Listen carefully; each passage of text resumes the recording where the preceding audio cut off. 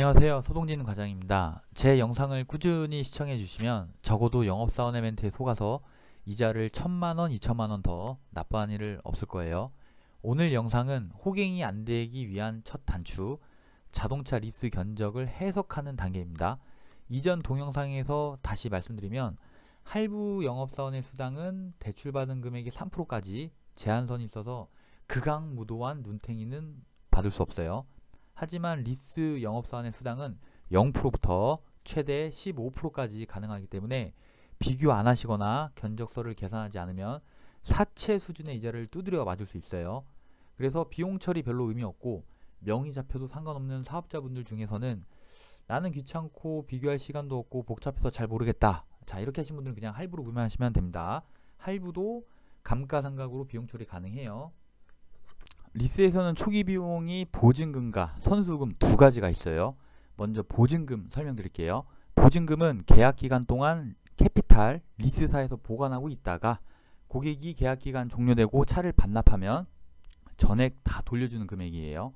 그래서 보증금을 10%, 20% 납부해도 리스료는 크게 떨어지지 않아요. 근데 보증금을 다 못 받는 경우가 있는데 이건 뭐냐면 사고 나서 차의 가치가 하락되거나 튜닝을 해서 원상복구하는데 필요한 금액이 발생하면 이 부분을 차감하고 남은 금액을 돌려줍니다. 이게 보증금이에요.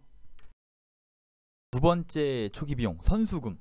선수금은 보증금하고 완전 달라요. 선수금은 리스 실행 즉시에 전액 다 소멸되는 금액이에요. 그래서 1000만원을 넣든 2000을 넣든 3000을 넣든 차를 반납하더라도 내가 돌려받는 금액이 100원도 없어요. 이게 선수금이에요.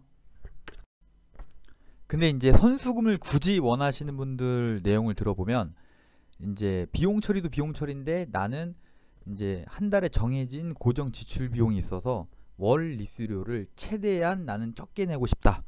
그러니까 이자 상관없이 월 납입료만 나는 최대한 적게 내고 싶다. 이런 분들은 선수금으로 하는 경우도 있어요.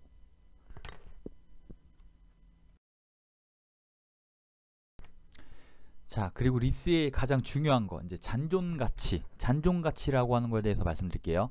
잔존가치는 계약 기간이 끝나고 이 차에 남아있는 가치, 그러니까 인수할 때 내야 되는 비용을 잔존가치라고 말을 해요. 리스에서는 잔존가치가 없는 리스는 없어요. 그러니까 잔존가치는 무조건 있는데 이 잔존가치를 높게 설정하냐 낮게 설정하냐 어떤 게 나한테 더 유리하냐 이렇게 선택을 하실 수 있거든요. 요건 이제부터 견적서를 보면서 설명 한번 해드릴게요. 자, 잔존가치를 30% 잡았어요. 60개월 기준 30%요. 자, 30% 잡았을 때 91만 4천원 이렇게 선정이 돼요. 그러니까 잔존가치는 낮게 잡으면 월 리스료는 올라가요. 비싸져요.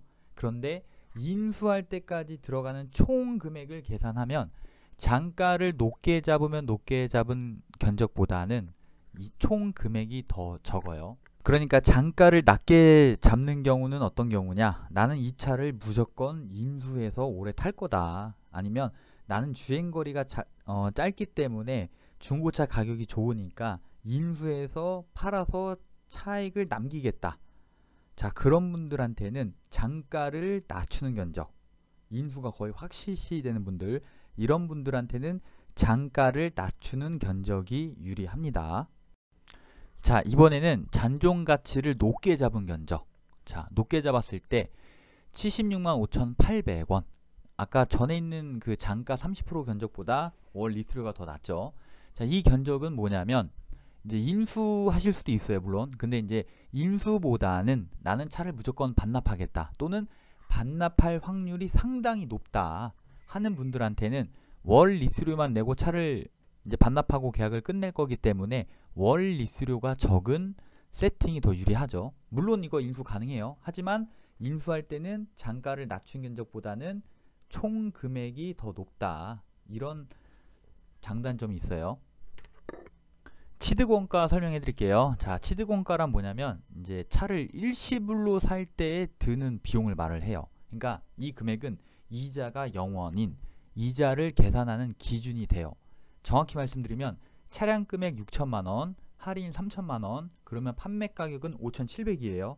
근데 리스료 산출할 때는 취등록세를 포함하기 때문에 이 판매 가격 5,700에다가 취등록세를 더해요. 그러면 취득원가가 6,072만 7,260원. 요렇게 이 금액이 바로 이자 없이 이 일시불로 살 때 드는 비용을 나타내요. 이건 이자를 계산할 때 기준이 되니까 반드시 리스 견적서에는 표기가 되어 있어야 해요. 하지만 인터넷으로 이제 이렇게 비교 견적하시다 보면 이 취득 원가를 표기하지 않는 이제 영업사원들도 종종 나와요. 그런 견적은 받으시면 안 되고 다시 재견적을 요청하셔야 돼요. 이율 말고 이자 금액을 직접 계산해 보셔야 해요. 반드시. 자, 이렇게 안내드리면 이걸 왜 직접 계산하지? 그냥 물어보고 판단하면 되잖아 하는 분들도 있을 거예요. 자, 근데 바로 이게 허점이에요.